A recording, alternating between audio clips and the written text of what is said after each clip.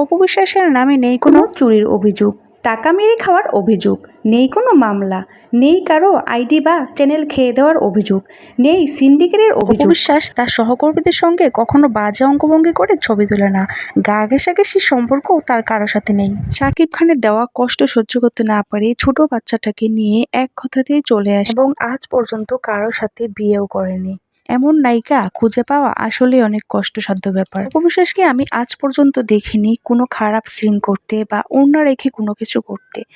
এমন একটা নায়িকা হিন্দু হয়েও অপু বিশ্বাসের সঙ্গে যারা কাজ করেছে কেউ কোনোদিন তাকে খারাপ বলেনি। অপু বিশ্বাসকে তার কাজের জায়গা আর তার বাসা ছাড়া আর কোথাও খুব একটা দেখা। তারপরেও কিছু লোক রিউমার ছড়াচ্ছেন যে অপু বিশ্বাস নাকি খুব খারাপ। নিজের সন্তান আর কাজ নিয়ে ব্যস্ত থাকতে চাইছে আমাদের অপু বিশ্বাস, তাও পারছে না। কিন্তু কেন ভাই, ওনার সাথে আপনারা কেন ভাবে লেগে আছেন? একটা সময় ছিল যখন বাংলাদেশে অশ্লীল সিনেমায় ভরপুর হয়ে গেছিল, তখন অপু বিশ্বাস এসে আমাদের বাংলা ইন্ডাস্ট্রিকে ভালো একটা পজিশনে নিয়ে আসছে। তারপরেও আমরা শুধু ওকেই কেন বকাঝকা করি? এখানে একদল এসে বলবেন যে তাহলে এই বুবলি কি খারাপ? না, বুবলিকে আমি খারাপ বলতেছি না।